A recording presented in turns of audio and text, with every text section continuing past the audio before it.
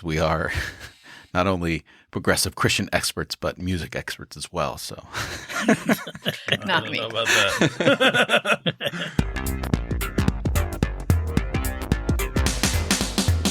hello everyone, and welcome. We are Irenicast. I'm Jeff.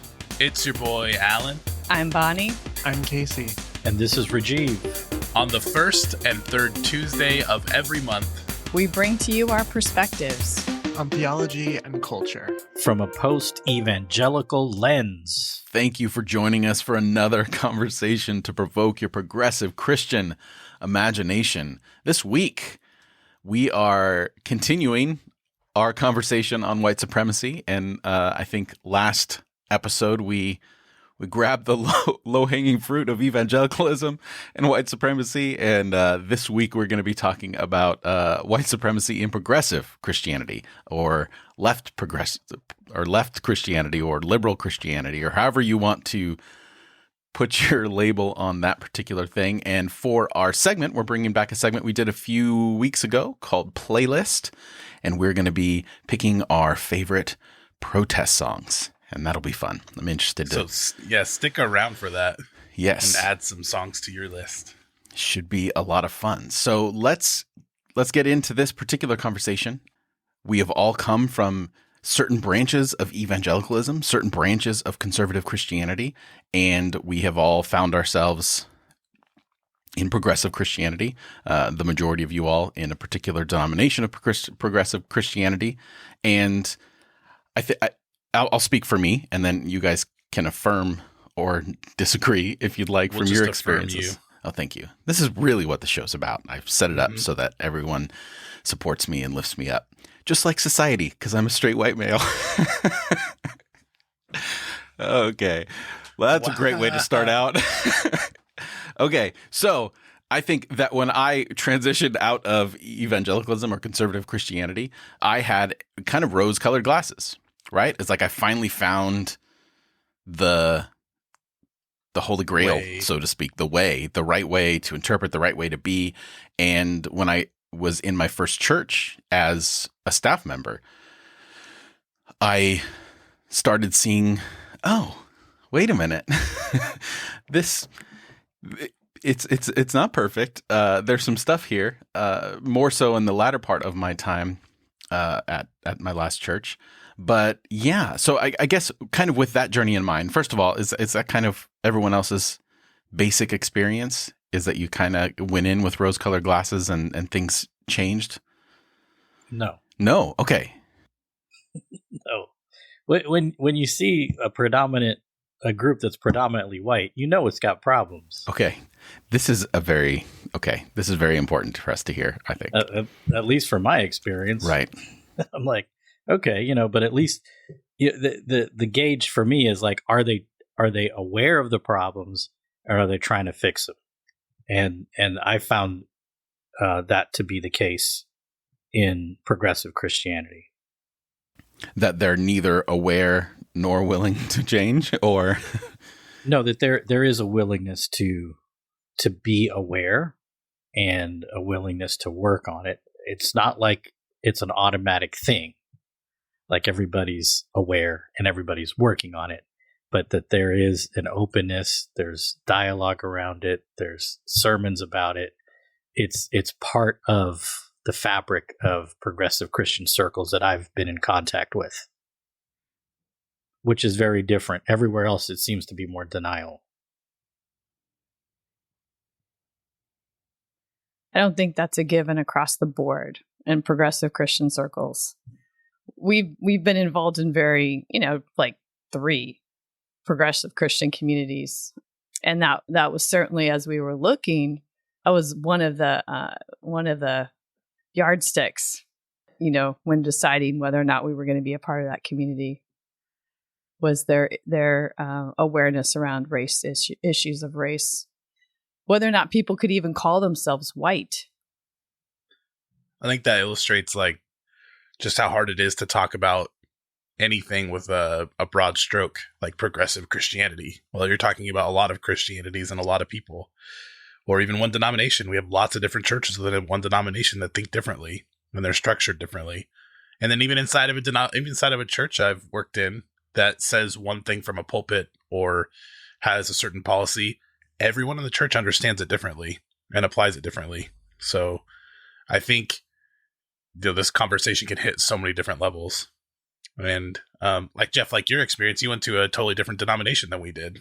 And within that denomination, there's probably a lot of diversity of experience. So I don't know where we want to land and talk about, but I've encountered at least what appears to me like vestiges of outright white supremacy at kind of every space that I've been in. So I don't know if I have like the tools to be able to assess where exactly white supremacy is in all of the different realms I'm participating and what needs to be done about it. I'm still figuring all that out, but I do know some of it when I see it. So I think that's where I'm at. When we talk about progressive Christianity, what cracks me up is I think many of us are referring to Protestant mainline churches who historically have not been progressive. They just look progressive in the face of evangelicalism. And I think that's something for us to really take notice of, right? I have served as a youth pastor in a Presbyterian setting. I have done ministry in a Methodist setting, in a Lutheran setting, and now in the United Church of Christ. And I think we have to be very clear in talking to our audience who some of them have never been outside of the evangelical world. And if we're pointing to Protestant churches and saying that's where the progressives are, we don't want to deceive them, because there's still a lot of work to be done. And yes, indeed, there are some who are pretty progressive and doing some amazing things, but these are systems who benefited from slavery. The Congregationalists are the ones who destroyed entire people groups and brought Jesus here to this continent. And I'm not trying to be a negative Nancy, but it's true. I just find it interesting when we're talking about progressive Christianity, who we are pointing to are the very people who perpetuated and created some of the systems in which we are seeking to deconstruct, starting with Martin Luther himself, who was anti-Semitic. Well, I just want to clarify. I don't think I've ever equated mainline Protestantism with progressive Christian. I think progressive Christian is a pretty distinct claim that some congregations make, and in order for me to consider them such, it would have to be explicit, because when you explicitly claim that, then you're also opening yourself up to having some accountability and pushback to those values that one is claiming. And my experience has been there is an invitation for the pushback, and when you do push back, rarely do you find that they will receive it. Absolutely. And that's the one thing that really settled in my mind as I was thinking about this conversation coming up, is that it feels to me like self-described progressive Christian institutions are very concerned with feeling morally pure. Tell me if I'm wrong, but I feel like the spaces I'm in, they care about their own feeling about being right or on the right side of something, rather than it's almost a veneer kind of thing. And so when someone stands up and says, hey, you might be wrong, all that comes crumbling down, because now you're invading my feeling of the fact that I felt like I was morally pure. It's just funny that instead of, in terms of like, I don't know, monogamy, now it's about racism and homophobia. And now like we want to be feeling pure, just like in other circles, they had different purity codes. And that is great. But those feelings of purity don't really do anything. In fact, it may obscure some of the work that needs to be done. I think you're totally onto something there, Alan, for sure. I think that, part of being anti-racist is to be okay with being confronted with your racism as a white person. I think Christianity in general struggles with that. There isn't a change when you move from evangelical Christianity to progressive Christianity, because in both settings, white people want to be comforted, and Christianity, we've done a great job of sort of co-opting the whole gospel to comfort white people in this country. And it doesn't really matter which church, which white church you go to. There are other forms of Christianities out there in America, thank God, besides white Christian. And I think that's important to say as well. Though whiteness, the message of whiteness it's so pervasive across the board. And if someone is coming into this conversation on this episode right now and hasn't listened to previous episodes where we talked about why whiteness is not just problematic, but violence toward people, just go back and listen to some of the previous episodes if you want to cover some of that territory. Because it feels like this is successive, right? Like now we're getting onto something a little different and a little more specific. And we'll put in the show notes at irenicast.com/171 a list of some of those episodes that we think would be a good, important part of this particular conversation. So you can check those out. But I think, Alan, what you were describing is something that's a universal dynamic in any group. It's like wanting to be in the right group. You know, slap whatever label you want on the group. I think that exists everywhere. In the progressive church, folks want to be more values driven and foundational, and maybe the lack of acknowledgement around how much feeling right is part of it might be overlooked a little bit. Yeah, and that's not wrong, right? Like we shouldn't problematize a universal human experience of wanting to be in the right group and go through, to contribute to our own survival. It's just not always helpful. Right. Especially when you start condemning other people, which the progressive church does a good job of doing. You can't listen if you think you're right. It seems like that would be not possible. And white progressive Christians are as much in the need of being in a listening stance as any other white person. So in your experience, how does white supremacy manifest differently than in more left-leaning or progressive Christian circles as opposed to right-wing circles? Can I make a sort of like something I notice is, in the evangelical world, we send people to Mexico to build houses. We send them all over the place to share the love of Jesus and to save people's souls. And they take pictures and they come home and they, do whatever. But in the same way, I see this in some of my colleagues right now in the Black Lives Matter movement, where they're showing up to the front lines of protests and wanting to be sure that they're in all the pictures. I mean, Alan and I and Bonnie have been at protests where we laughed because there's a specific person I'm thinking of who literally. Are you sure you want to say that? any time there's a camera around, you can be sure that this pastor is going to be right there taking the picture so that they might be seen. It's that same concept of like, we're here to fix it. We're here to show up and instead of taking a posture of listening, like Bonnie was saying, and asking, where can we fit into this movement? How can we honor and support the leaders of this movement? It is white clergy who are seeking to co-opt this movement and, are the ones who are meeting with police, who are trying to, bring the conversation together. And there are a lot of people in the Black Lives Matter movement who are disgusted by clergy at this point because they are seeking to derail what is being done. And it's telling because it's not just progressive Christians that are doing that. It's evangelicals too. I mean, how many times have people postured themselves to be like, we're the answer to racism? Like, we, the church, are the answer to racism in the world. And I want to be like, the fuck you are?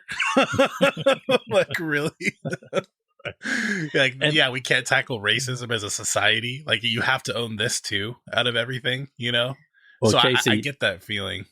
Your point about that one person who shows up to these things. Everybody listening to this who's been part of these movements has that one or two people in their communities. I mean, it's just there. But, I think some of that comes out of a desperate desire to try to be helpful. And folks sometimes just don't know how to be helpful in a way that's received as being helpful by others. And I don't know how to be a help other than, I mean, sometimes you just got to stick it out with people till the light bulb turns on. I think that's a very generous lens. And, I think it's very generous. For me, it's something like that's connected to whiteness. That helpfulness is also a part of whiteness. It's a savior complex sort of thing, or like a you need me sort of thing. Yes, people are trying to be helpful, but what is the motive for being helpful? Is it because you're trying to legitimately co-create and partner, or is it because you think you know the way, White man's burden. I think that's a big part of progressive Christianity, to be honest with you. Having been, I'm an immigrant from a colonized nation, and missionaries came and shared the gospel with both sides of my family tree, my parents. And, they came with the gospel in hand. And where I think and there was rallying around that concrete set of fundamental beliefs. And progressive Christians don't necessarily evangelize with a concrete set of fundamental beliefs, but they do evangelize with culture. It's like, you can be like us. You can have all the things we have. And here's how we do this together. Can you say that again? Seriously. Yeah, I mean, evangelize culture, because the doctrines aren't quite as central. But you go to every church that I've been to, except for a couple, you go into the churches that are labeled progressive churches, it feels like a shrine to white supremacy. I mean, you have pomp, circumstance, you have a pipe organ, which by nature, definition, are very expensive to purchase and maintain. And the people who, I know a lot of organists, and I like them all, every single one of them, but, they're more expensive than someone who plays acoustic guitar. So it just sort of goes on. It feels like incongruous. Like, wow, this doesn't feel like the world is invited in. And it's resistant to change because it makes people uncomfortable. So when I hear we've been equating white supremacy in progressive circles with like white comfortability. And I've noticed whenever things do change up inside of a progressive space, it's just so funny. Like I try to I bring in friends who are not Christians, people who are Christians, and they come to my church and they're like, this is the weirdest thing I've ever experienced, because right. They're progressive, because they're loving all of these people who like all the other Christians hate, but they end up like, who moved my cheese in every single moment of the church's life, down to the very core. Yep. Yeah. Well, and how our systems are structured are rooted in supremacy. The Constitution, Robert's Rules of Order. I was going to ask Bonnie to talk about that because this is like her. Wait, are we killing Robert's Rules of Order? I'm so down for that. Please. What did you say? Who's Rob? What was your post, Bonnie? I said, who the F is Robert, and why are we still obeying his rules? I think it's a very good question, especially in light of white supremacy. The guy, he created that in a church in San Francisco, some admiral from the Navy in 1896 or something like that. And we just keep updating it and updating it and updating it. But anyway, as I'm listening to you talk, I think what's hard for white people to really examine is we've all been taught that white is best. I think when we use words like white supremacy, we can sort of intellectually distance ourselves from what that really means. What it means is every single one of us has been taught that white is best, and that our job is to keep that always true.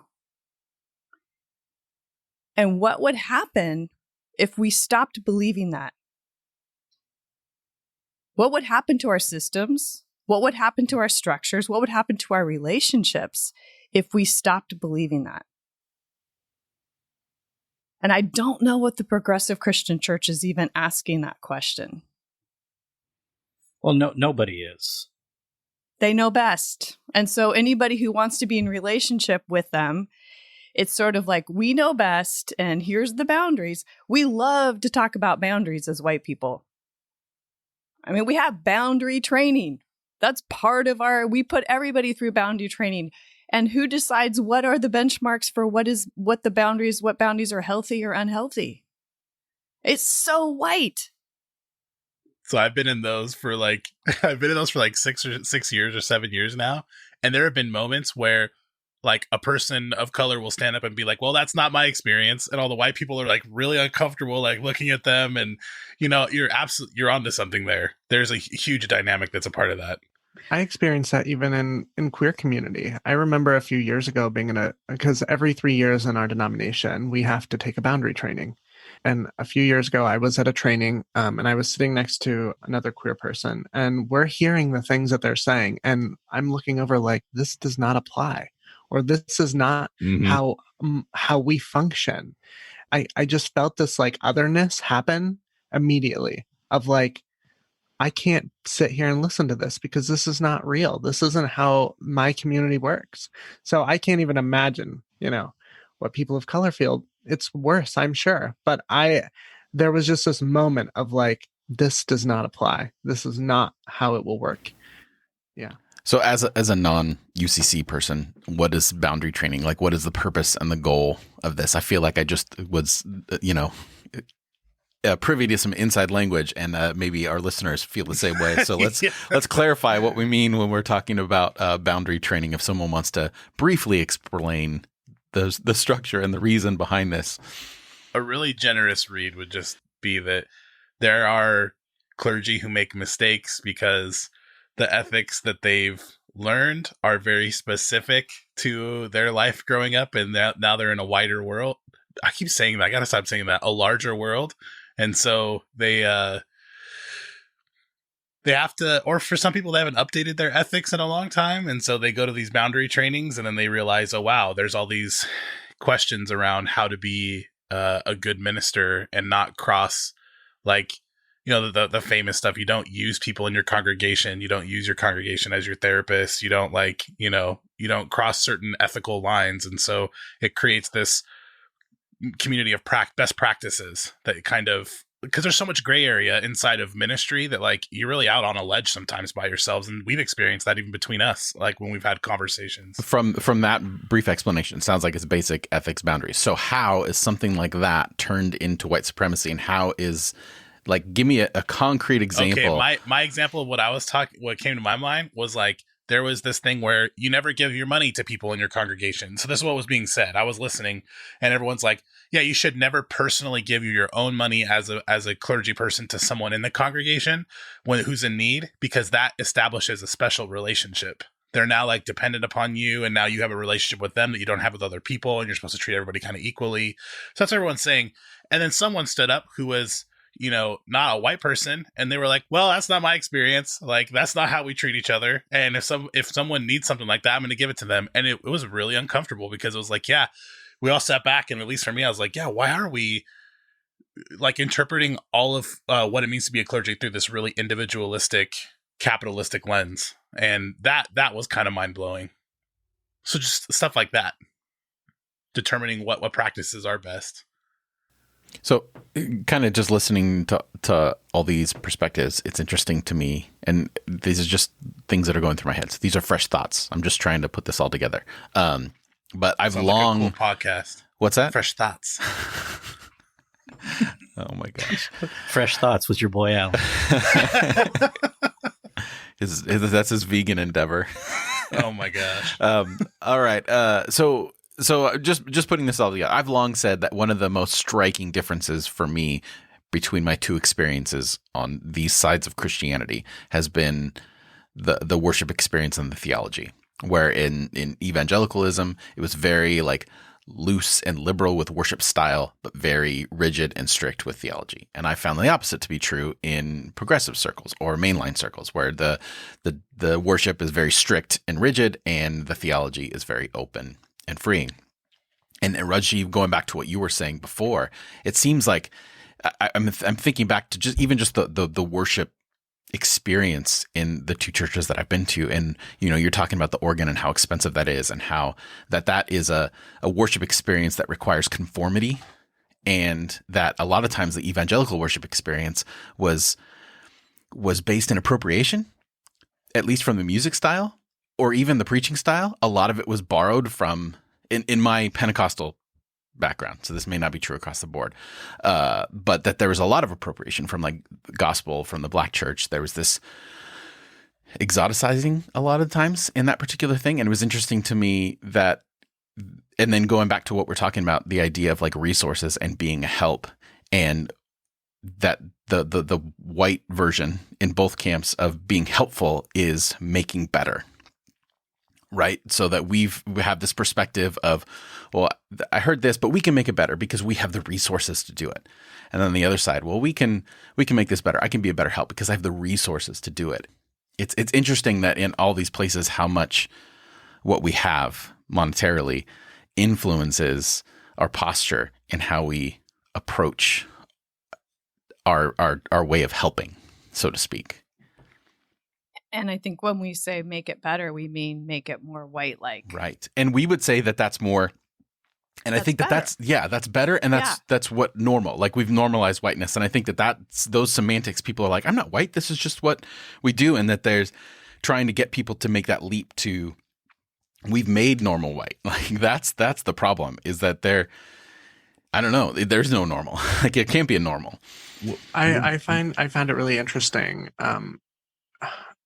At the start of like this sort of like protesting George Floyd's death, all the white people who've come out in droves and have been like, yeah, like we're here, let's do it.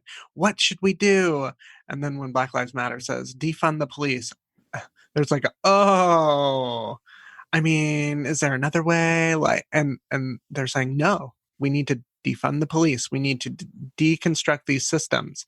And you can see very quickly this renegotiation, because it's, yeah, we want to support. What can we do? Right? That's the question. What can we do?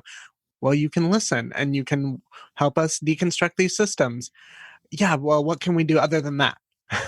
Like, we can post some really good stuff on Facebook. How does that sound? We can have really nice, polite conversations and try to encourage unity. Like all those things of like, well, let's do this peacefully. And right. And that's what Bonnie was like getting at. And if I heard you right, Bonnie, is that it's still a white institution asking how can we be a better white institution, rather than asking how can we be an institution that's not white. And so there's always been a relationship between white and non-white spaces. Like there's always been that tension. And how do we relate to like, non-white entities or like institutions or, people groups and stuff, rather than that more basic question of, frankly, desegregation.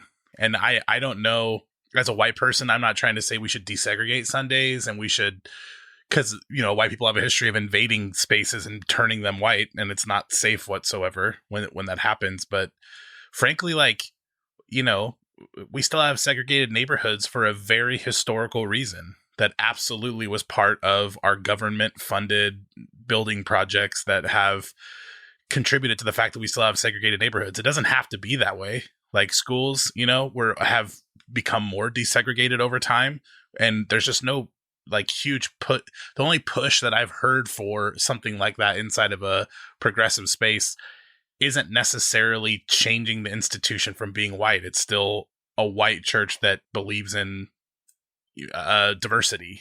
Do you get what I'm trying to say? Like, I don't know if that makes sense. One of our favorite words in the progressive Christian world is inclusive. What does that mean? That is not the end point at all. Like, that's what I'm talking about. It means that we'll include you in what we're doing. Well, sometimes it feels like diversity in the white church, and this is across the board, feels like we want a whole spectrum of skin tones. We want in the pews to make us feel better. And, at our potlucks, we want some spice. And that makes us feel better that we have some exotic something or other going on to validate our efforts. I love that. No, that's that's great. Like, because that's so emblematic. Like, just that whole thing of like what we have our nation flags out there, and we like all those. Right. That's great. I mean, it's so true. Right. But I want to give a big shout out to the Minneapolis City Council. They just voted 12-0 to abolish the police department and to replace it with the Department of Community Safety, to take a more holistic approach. And this is Minneapolis. This isn't Atlanta. This isn't DC. This isn't New York. This is a place that has a history of problems with Black people, and they're waking up. And unfortunately, it took one more death of another innocent Black person to open some eyes. And it was filmed. I mean, let's be honest. It was the filming and the sharing of that filming that has finally gotten us mobilized. But change is possible. And I would add to that, I can edit this out, but I would add to that it's not just that. It's that the response has been constant. The response has been enduring. The response has been tireless with all the protests, particularly motivated by Black Lives Matter, and how much of a difference that sustained work has done over the last few weeks, despite the circumstances of the world that we're in, and to be able to juggle your hurt, your pain of having to see this again, and then immobilize and do the work that has been done is unprecedented and just wow. I think too, one of the gifts of the pandemic is that the lie of individualism is beginning to erode in our minds. And as that begins to erode and we begin to denounce this idea of individualism, we can then take a look at other people's experience besides our own and see them as a distinct other, not in an us and them kind of a way, but like you have your own life, your own. It's not an extension of me or a projection of me. It's your own becoming process. And I care about it. And I want to do something about it. And I think that the pandemic, if there's any like gifts that could come out of it, that could potentially be one of them. And we're all just sitting around too. We sheltering at home and not in that rat race in the same way that we usually are. So we have time to think and to be affected by things that are going on in the world. I agree. I think big shifts happen in moments like this, right? I mean, it was 100 years ago this year that women won the right to vote in the midst of a pandemic. There are images of women with their faces covered protesting for their right to vote. These are the moments where we are able to take a moment and notice how interconnected we are. Women were the first people to protest outside the White House. So here we are 100 years later, continuing to push up against a system that does not work for everyone. And I think that real change is happening because we have the time to notice. I think people need to also know that the pushback has arrived. Like just this last week, I've, in all of my reading and connections, seen a really big shift of more mainstream folks who initially were marching. Like you see these big evangelical names getting on the bandwagon, like marching, showing up, being at protests. And then now this last week, there have been even tons more large like Christian leaders coming out and saying Black Lives Matter is a Trojan horse. It's an organization of Satan. That's John MacArthur, who never uses satanic language very often. And then in all of my personal circles of people who think differently than me, there is this changing narrative. And I think that the pushback toward this progress has arrived this week in a way that that is going to be interesting how it goes forward. Like everyone knew it was coming, but this is, and I think I'm going to say something that might be a little bit difficult, and it might be centering just my experience, but this is my perspective. Until white people in progressive Christian circles or otherwise truly understand how defrauded they are, be it from white supremacy, what it's done to them in terms of their soul. Like financially, it's benefited us. Absolutely. It's, given us preferential treatment and jobs and loans and like places to live. But until we truly grasp how how much damage and violence it has done to us as people, I don't think we're ever going to really try to dismantle it. When you benefit in every single other way, it's hard to even see that it's not a benefit, because that's how we evaluate all our lives. But being overvalued, and I'll speak as like the good kid in my family or whatever, right? Being overvalued has effects. It has effects over a long period of time that are detrimental to a person's emotional and psychological health. And so until like we can wrap our eyes around that, as it's one thing to be in allyship with other people. It's another thing to fight oppression because it's hurting everybody, including yourself. And so hopefully we can get there eventually. It's interesting you say that, Alan, and this is just a question that I would have for all of you, because I feel like my experience is probably a little less in terms of this idea. But I remember like growing up in evangelicalism, the soul was always a subject of conversation, like this internal need, desire, want. And that language was less so from my experience in progressive circles. And I'm wondering if we're talking about the manifestation of white supremacy in progressive circles. Maybe one of those problems is there a real constant theological framework that can give someone in a progressive Christian circle that longing and that questioning of their soul, like what is this doing to me internally? Because it does seem to be more. And this is from someone. That's why I like progressive Christianity. I'm not a soul person. You know what I mean? Like I don't like to speak in that kind of language. But I also acknowledge that there are longings for us, and that there's something.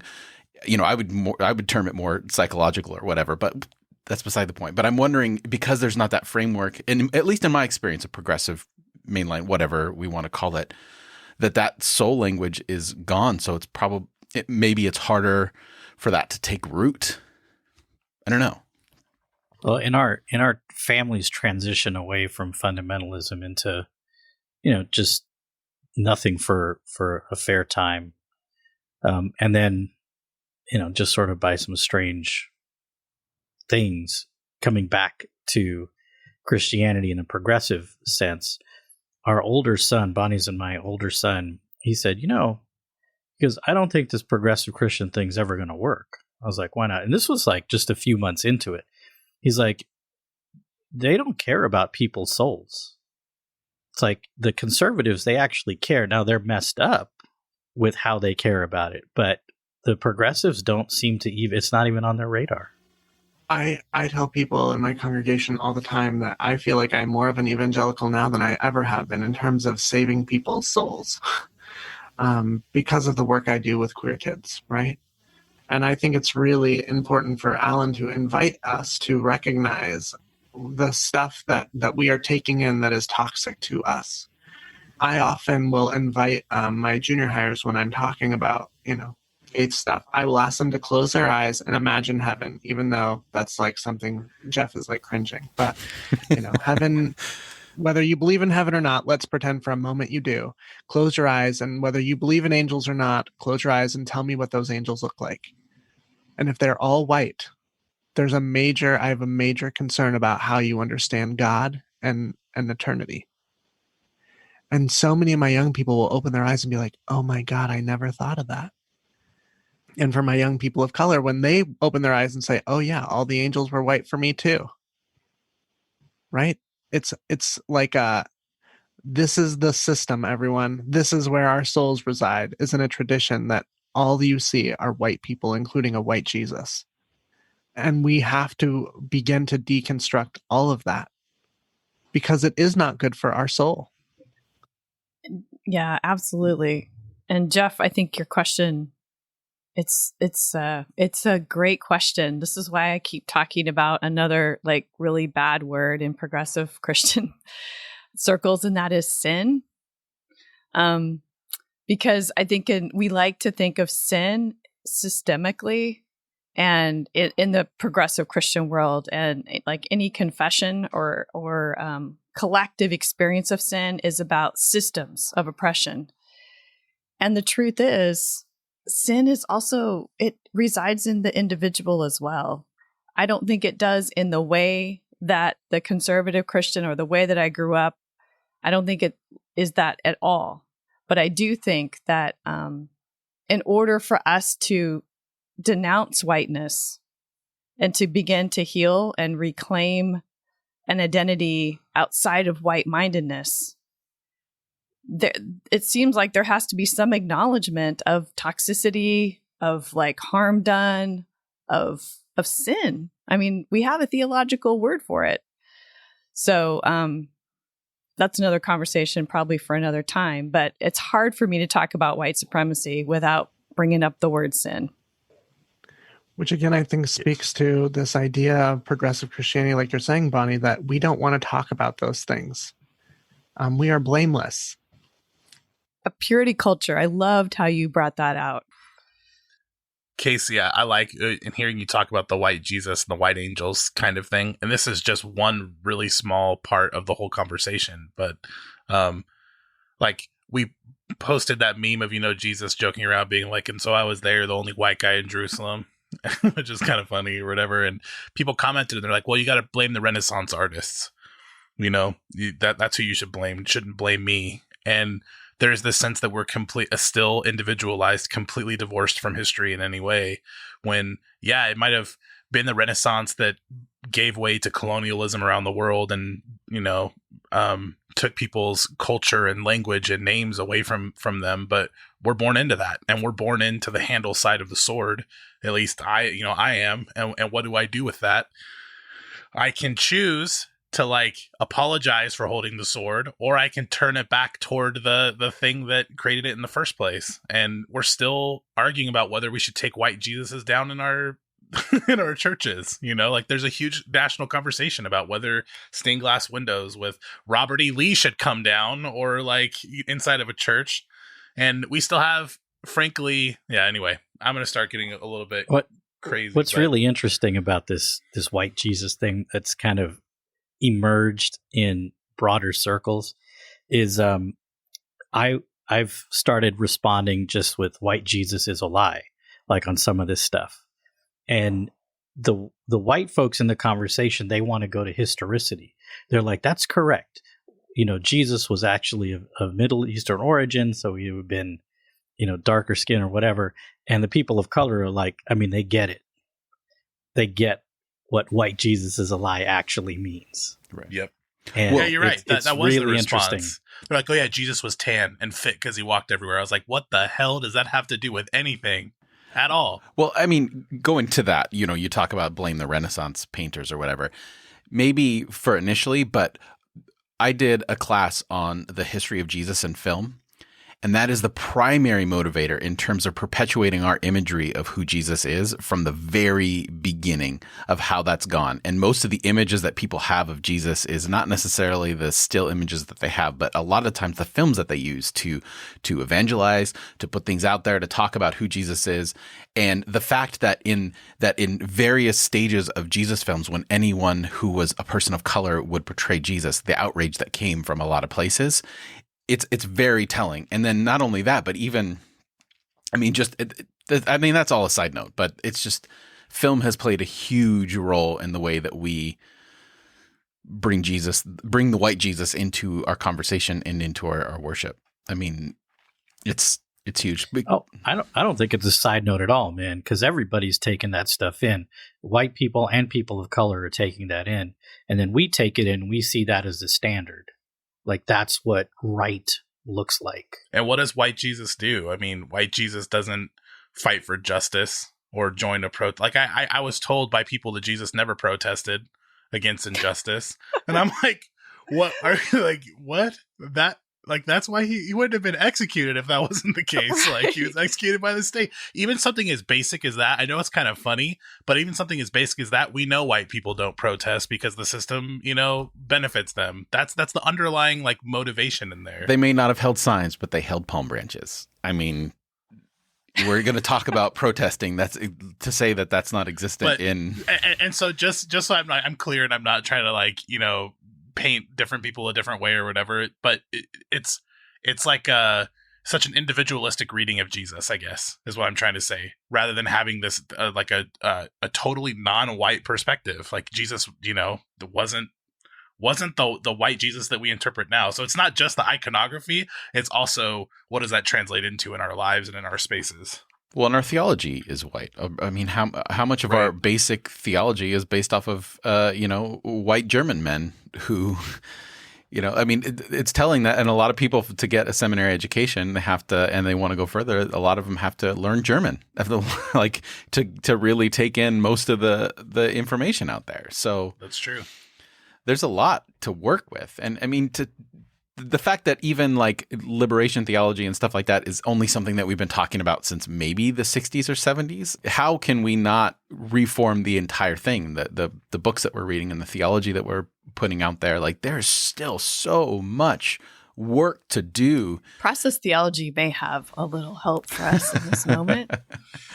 The way things come into the world through us is we incorporate history into every moment of becoming, because we can only become with what is available to us as given to us by those who went before and by those who we are in relationship with right now. And each individual's becoming process, you decide what you incorporate into your becoming. If you read white German theologians and that's all you read, that's what becomes that then gets incorporated into your process of becoming, and it's what you make available to all the future becomings that will be in relationship with you. So, I mean, we can, like, collectively, change is so possible. It's so possible. It just takes decisions, many, many, many decisions in relationship with many, many, many other decisions.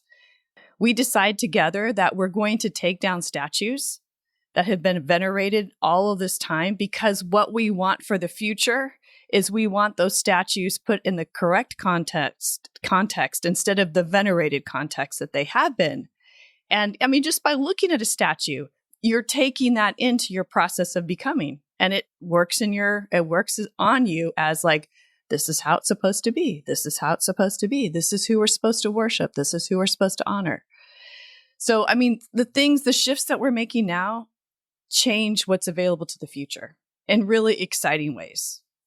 What Minneapolis did, the city council, they have changed what is available to the future for their city by making that decision together. So, process for me anyways, gives me some really hopeful ways of thinking about what's possible. So what's available to like future progressive Christians? That's a great question. Like, what are we making available to them?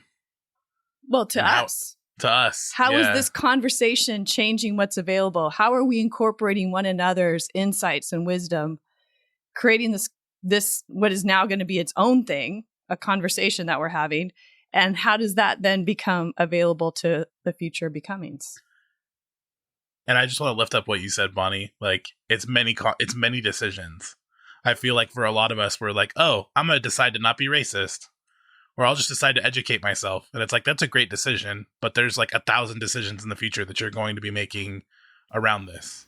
Nope. You just need to buy a shirt, post a meme, and put it at the top of your bulletin, and you are good. Like, that is That's it. a little triggering, honestly, being in some of those spaces. It's a little triggering to have buttons that's like, well, if I wear a button that says Black Lives Matter, but I never do anything that demonstrates that, like, it's tough. It's hard. Well, look, Alan, wear the Black Lives Matter button. Right. No, totally. Like, I'm serious. That in and of itself is an act, because it puts everyone around you on notice. And that's important, because no one knows that by looking at you. Like, I saw an African-American man, a black man, walking in the grocery store the other day. Well, he was in the grocery store. He wasn't doing laps in the grocery store, but his shirt just said, "I matter." That was it. And I was like, dang, I mean, it's, obvious, but to see it and there's an embodiment attached to it was really powerful. So you walking around with the Black Lives Matter button. Awesome. Right. I get that. I get that. I guess the reason I said that was I totally know symbolic power is important, and it's a huge part of our experience of reality. I've just seen white people co-opt entire movements for their own ends to make them, again, to make whiteness more comfortable. So I've seen some people using buttons like that to like lift up their progressive, I'm a progressive leader, so I have all these different buttons, but really not sacrificing a whole lot, and it actually like translating to, can I be honest? Like some people just get racial training because they know that they'll be able to apply to other jobs, that like they could put that on their CV. Like, look, I went through this training and now like I'm a better progressive Christian leader. Does that make sense? Like it's not necessarily, your intention matters. And I think sometimes in our progressive circles, we're like, wow, this makes you a better progressive minister or a more... It's better than joining the Klan for a leg up. I know that. Yeah, that's true. Look, it's just like but what I'm trying to say is that's one decision out of 1,000 that need to be made. Right. Sure. And I love that Bonnie's calling us to like endurance, like definitely meet all these and know there's more decisions to come that you haven't. Yeah, and in the process way of thinking, it's not just the decision that you make, but it's how you make the decision. It's how the becoming happens. I mean, that's why I tend to be a pacifist, is because the how we get things done matters in the end. And there's never an end, right? It's always open. So yeah, if you're just wearing a Black Lives Matter button, the how that went into incorporating, because the truth is, like, Black Lives Matter was very controversial 2 months ago. It was those same people wouldn't have touched it with a 10-foot pole often because it was just too, I don't know. They had a million reasons, I guess. Yeah, 3 and 4 years ago, people looked at them. That's right. I very much remember how people would treat anytime it was like that phrasing was used. You'd easily be fired from your position. But wearing that button puts you at a greater likelihood of having to face next steps than not wearing the button. Because someone's going to give you a look. Someone's going to be like, oh, you're one of them. Or,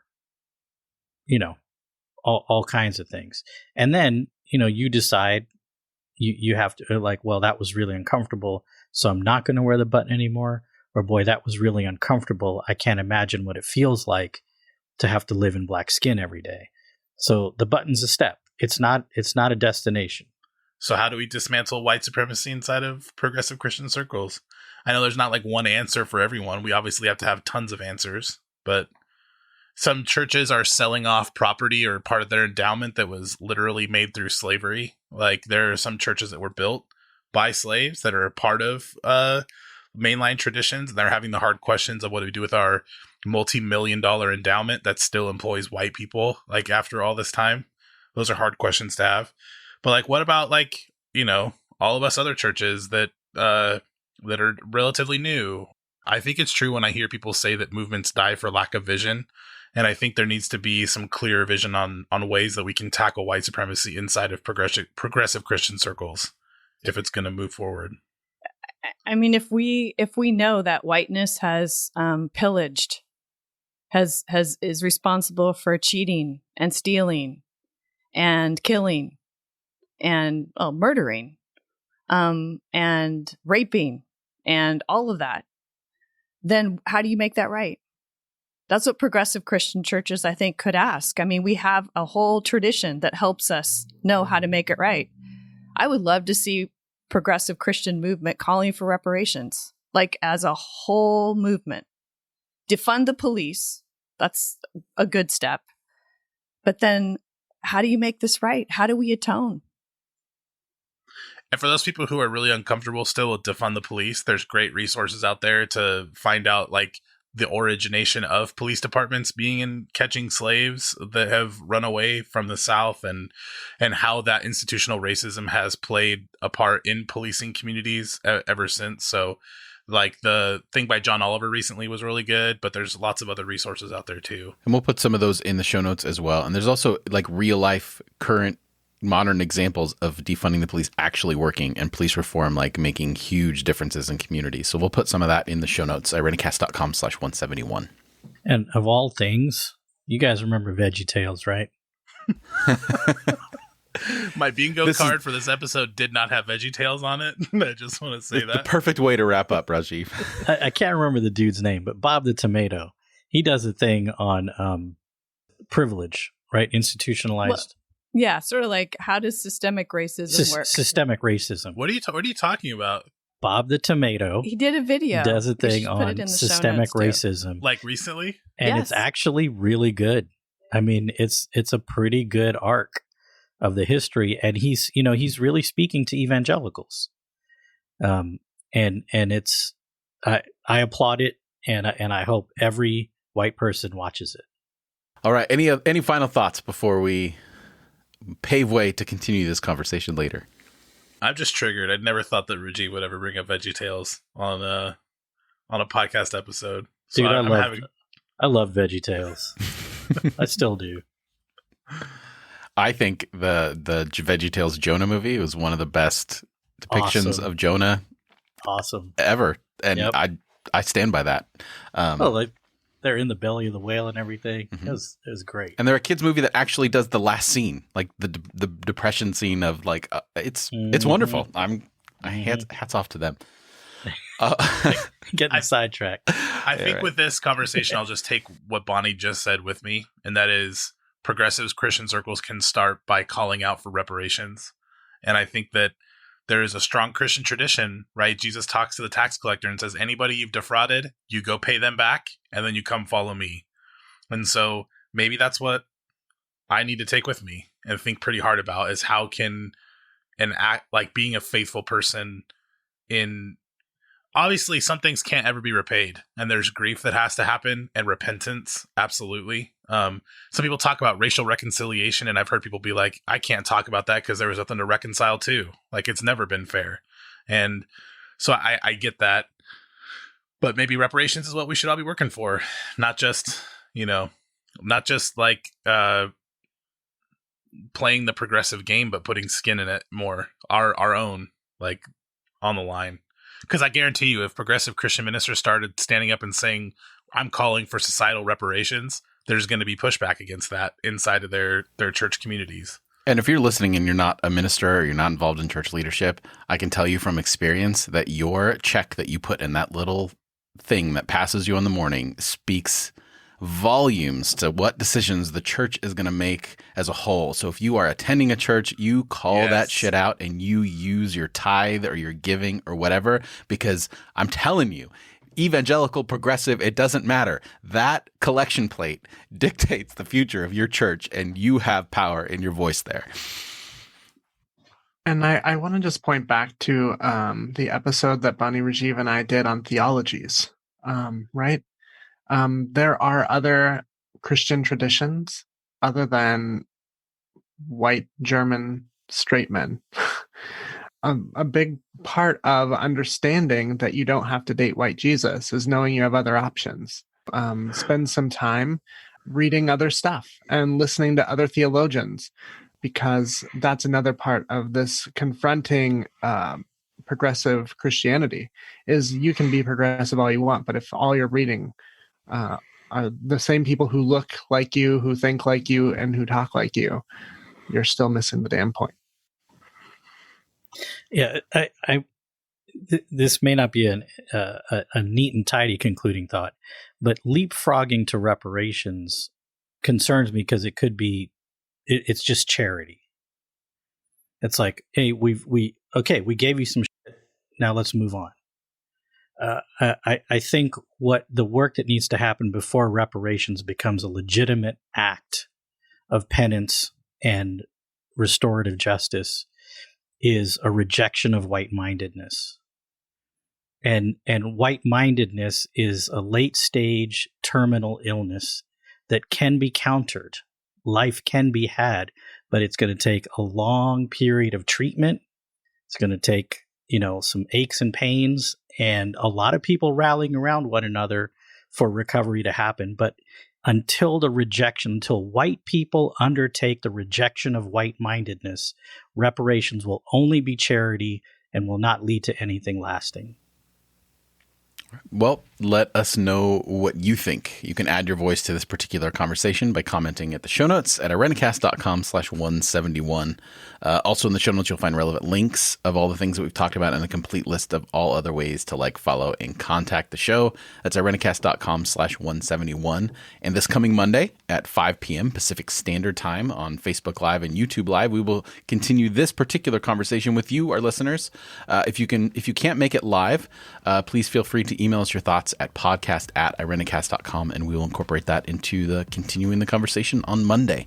So on the other side of the music, we are going to be playing playlist, or we're going to be doing a segment called Playlist, and we're going to be talking protest songs this week. So I think that's appropriate considering our conversation. So we'll see you on the other side of the music.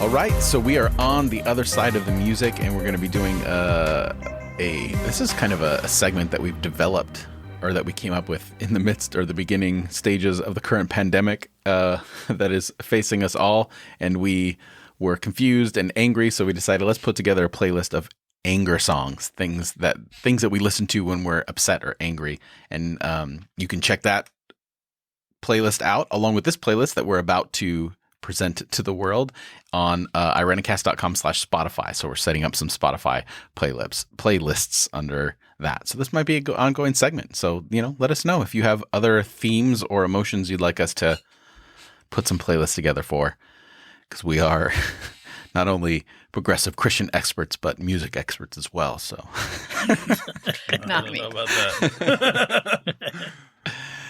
Okay. So we're just going to go around.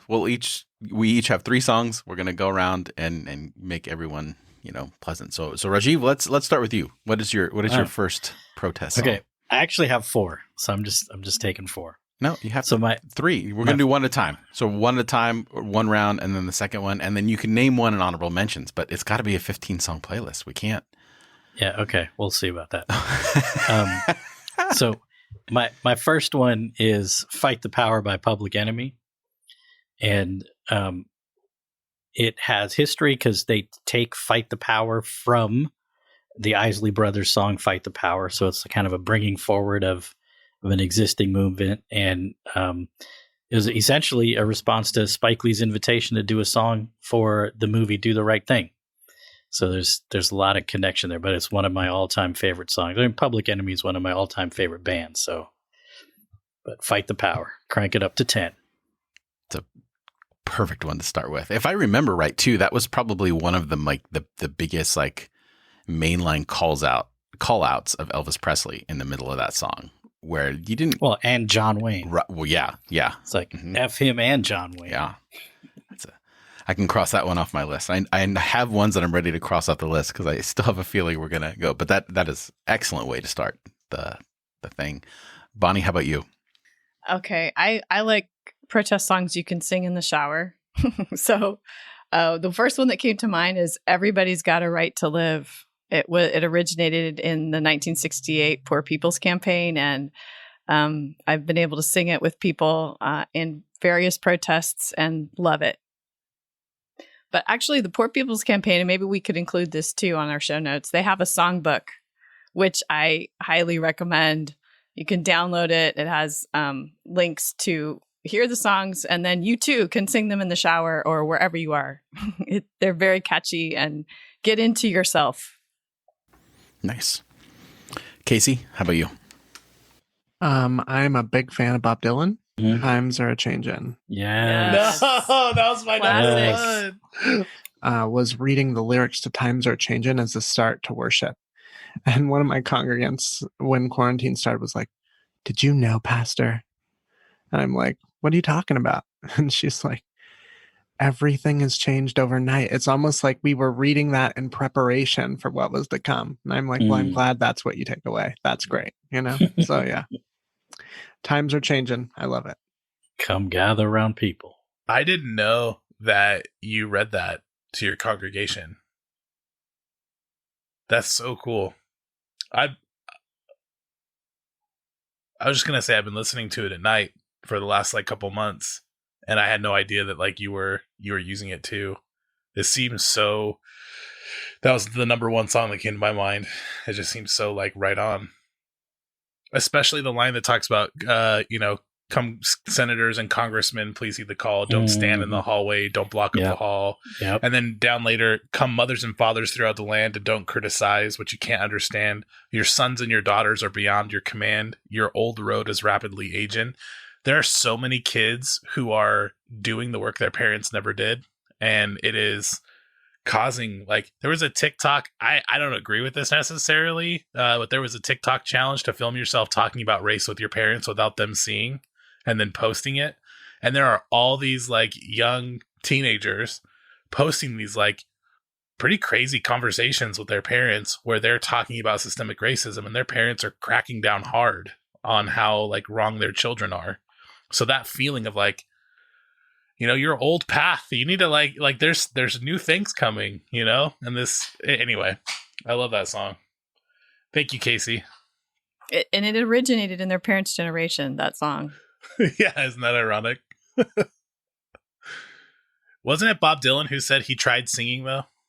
He's like, we tried to change the world through song. I've been down that road. We need something else now. Bob Dylan's the OG in so many ways. All right, Alan. I'm with Casey. That was my number one song. Do you have another one? Yeah, I have two more. We Shall Overcome is one song that I really love. Mm-hmm. It's an old one and it's been done by a lot of people, but just the hope in that song. It's easy for like my heart to just get caught up in it and to believe the people who are singing it and believe the mothers and fathers and grandparents that have sung it and think that someday we're going to. Is there a particular artist that has done it that you like more than others? Not a particular one. I mean, there's always like Pete Seeger, who sang it like a while ago. But there's so many different artists that have covered it. So I think I don't have any particular one. I like it when congregations sing it that I've been in, when in protest marches where people are singing it. It just, there's something about it that's pretty magical for me. Nice. My first one, it's kind of a weird pick, but it's the first thing that came to mind because it's what I've been listening to recently, but it's a song off of Alter Bridge's latest album called Take the Crown. And it's more of like that aggressive lyrics of like, this is done. We're taking this. Like we're gonna be victorious in this. We're gonna to move forward. Because as I was going through these songs, it's hard to like there's different postures that you take in a protest, right? And I always like to start with aggression. So there we go.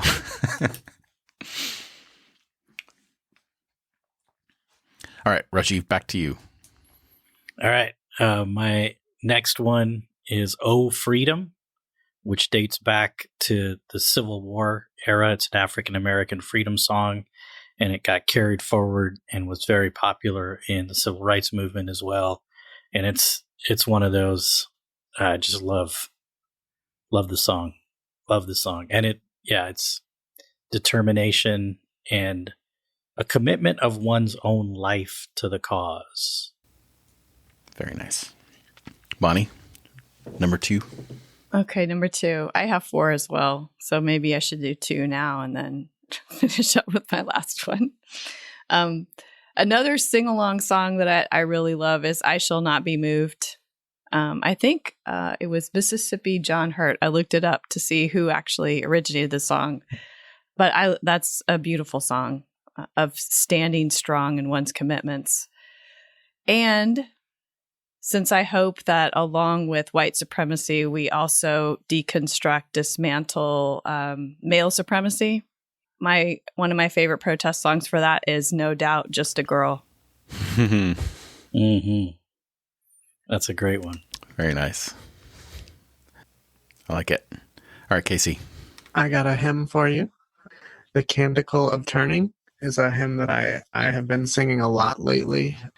And so some of the lyrics to that are, "From the halls of power to the fortress tower, not a stone will be left unstoned. Let the king beware, For your justice tears every tyrant from his throne. The hungry poor shall weep no more for the food they can never earn. There are tables spread, every mouth be fed, for the world is about to turn.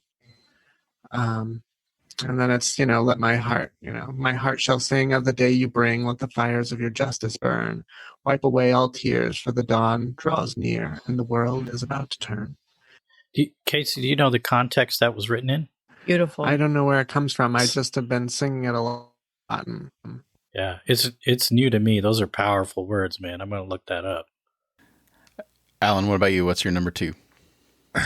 Okay, so this is I'm new to protest songs because growing up, protest was not something that was it was sinful. It was wrong. You were never supposed to do it. That's what we were taught. And I remember being in Cleveland a couple years ago with some colleagues that I had just met, and 2 of them were singing songs from communist camp that they went to growing up or whatever. They're doing their little songs, pro-union songs, this and that. And I was getting caught up in it. And one of them is singing all these Irish songs because there's a lot of socialist Irish songs back in the day fighting, the power. And I just got really nostalgic and sad, but also really hopeful. And I was oh my God, there's a whole history of people I can belong to. And so I had this feeling. And so I went on and started looking up some protest songs, and I fell down the well a little bit with some of the older ones. So another Pete Seeger song that I like since then is Which Side Are You On? And it's a song that originated in the 30s with coal miners. And there was a coal miner union, and one of the coal miners wrote it. But I love We Shall Overcome because it's this unitive song. And I love this song, Which Side Are You On? Because it reminds me that there are sides, that you can't just excuse yourself from the tensions. And so listening to that on the way to protest a nuclear weapons facility like we did in California last year was really powerful for me. Kind of on the opposite spectrum of my first pick, just hopeful sing-along kind of thing. I'm a sucker for Midas Yahoo's One Day. I love that song that just acknowledges where we're at and that there's a hope for something more. That song gets me every time. So that's my number 2 pick. I love that one. Do you ever break out in song, the chorus? All the time. Time. Yeah. That's the best. It's good. Have you seen the 10,000 people version where they sing it in in Hebrew and in Arabic and in English? That is a very moving rendition of it. Oh man, I love that. It's hard video. not to watch it. I love that video. Every time, it's so good. I'll put that in the show notes because that whole thing is wonderful. Yeah, for sure. All right, final round. Rajiv, back to you. Okay, well, I'm going to throw my last two out here. So this next one is also a hymn that's been kind of wrongly co-opted. It's Battle Hymn of the Republic, written by Julia Ward Howe, who was a pretty well-known abolitionist. The original melody was taken from John Brown's Body. So it's got deep abolitionist roots. And the version that my younger son, Nick, shared with me that I love, I kind of fell in love with the song, is by the Lower Lights. So I'm hoping that that's the version we're able to get up on our playlist. But it's powerful, it's haunting, it's moving. So that's a good one. Battle Hymn of the Republic. And it's a stripped down sort of folk version. It's really, really good. And then my final one is a new one by the artist formerly known as the Dixie Chicks, now known as the Chicks. Their song March, and the video is so powerful. Just been a fan of them for a long time, and this one just really is really good. So I think we should get Woody Guthrie in here somewhere. And the song of his that I'd like to lift up is not one that he ever recorded or published while he was alive. It's called Old Man Trump, recently found by a researcher looking at his stuff. And it's about Fred Trump, Donald Trump's father. What? And what's interesting, yes, look it up, Old Man Trump. And what's interesting is it's really about racial issues and housing. Some of the lyrics are, I suppose that Old Man Trump knows just how much racial hate he stirred up in that blood pot of human hearts when he drawed that color line here at his Beach Haven family project. Beach Haven ain't my home. No, I just can't pay this rent. My money's down the drain and my soul is badly bent. Beach Haven is Trump's tower where no black folks come to roam. Oh, no, old man Trump. My old Beach Haven ain't my home. So I think we should put that out there. Yeah. No way. Wow. Yeah. For those listeners who don't know who Woody Guthrie is, he's the famous one who had the sticker that says "This machine kills fascists," and he's singing against fascists and stuff. Listen I to can't any Woody believe that, Guthrie Bonnie. song, actually. What the heck? Yeah, somebody, I think in 2016, these lyrics were uncovered in an old journal of his or something. Some researcher found it. Yeah, and you can find it at woodguthrie.org. So can you start a petition and pick an artist to actually like turn that into a song? They actually, like, you can license it if you are an artist and you would like to perform it. And I think there are some artists who have performed it. I don't know how big of names they are, but it's new. It's just being newly circulated. Wow. So Will Kaufman was a scholar and professor at the University of Central Lancashire, and he found it in his journals in Tulsa, Oklahoma. There where you it's go. Stored. That is so cool. That's not an accident. No, by the that's way. unbelievable. Well, Yeah. dang, we should have had you go last. That would have been the one to I finish know. on. So sorry, Casey, you're next. Exclusively on Arenicast, right? Yeah, for real. I have two also, Rajiv. So the first is anytime I can sing in a march, ain't nobody gonna turn us around. Yes. Love that one. That's another just anthem in my heart always, because I deeply believe that, like I believe that we are moving towards this arc of justice. Like we are builders, we are walking on it all at the same time. And no matter what kind of hateful force comes ahead of us, nothing will turn us around. And so that's really important to me. And the last is, do any of you know who Soja is? They are a reggae band that I super love. And one of their songs is Everything Changes. And it's pretty good. So Sounds good. All right, Alan, did you think of one in the round? For the final one, there's a song at the end of Fahrenheit 11/9, the newer movie by why am I skipping out? Is it Michael Moore? And it was, when I heard it, it just like it rooted me to my seat. And it's called "With God on Our Side," but it's a newer version done by an artist. I don't know how to say his name, but it's K Non, and it's amazing. So give it a look. My last one is "Words I Never Said" by Lupe Fiasco. It's a good song. If you haven't heard Lupe Fiasco at all, find his stuff. He's listen good. to it. It's really. I got to see him live by total accident. I'm jealous. Yeah, it was fun. Nice. Fun. We didn't have any Creedence Clearwater. Fortunate Son. That's a great one. That's a good one. Honorable Yeah. mention. That's a good one. Yeah, that's a good one. It's a little. I'm glad we didn't go with It's some overused. some It's obvious overused. ones. Yeah, it's overused for like war settings and stuff, but that's not how it was originally written. It's a cliche in Vietnam movies at this point. Right. All right. Well, we will put this playlist on Spotify. The last one we put, I will take everyone's picks and I will analyze the lyrics and I will craft a story from this playlist, because it is important that when we have a playlist, that it is not just songs thrown together in random. If you have playlists that you're just playing randomly, you are doing it wrong. And I'll just finish out with some Jeff the fundamentalist. It's true. It's true. So we'll put that on Spotify. Give us your thoughts, listen to it, and if you have your own protest song, you can let us know, and we can talk about that also on our continuing the conversation if you'd like as well.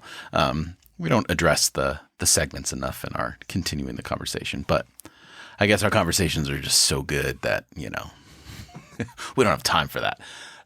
So check it out. It'll be in the show notes. And then if you go to irenicast.com/Spotify, you can see all the lists as we begin to curate them through these segments throughout the coming months and years. So so that'll do it for us this week. If you enjoyed Irenicast and want to join the work we are doing, please consider donating to our PayPal link at irenicast.com/PayPal. We are committed to keeping the show for free for listeners, but there are costs involved, and your financial support helps. That's irenicast.com/PayPal. Irenicast is also a nonprofit organization, so any donations are tax deductible. For all the other ways that you can support the show, you can go to irenicast.com/support.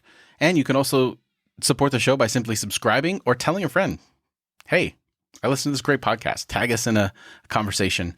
We would love that. We always appreciate our evangelists. I don't know. I can't think of a... I don't know about that one, frankly. I'm just joking. We just lost people. We did. It's okay. I'm just going to be me. So, yes, support the show, all that good stuff. And we're out of here. So for this week, I'm Jeff. It's your boy, Alan. I'm Bonnie. It's Casey. This is Rajiv. Peace. Thanks for joining the conversation.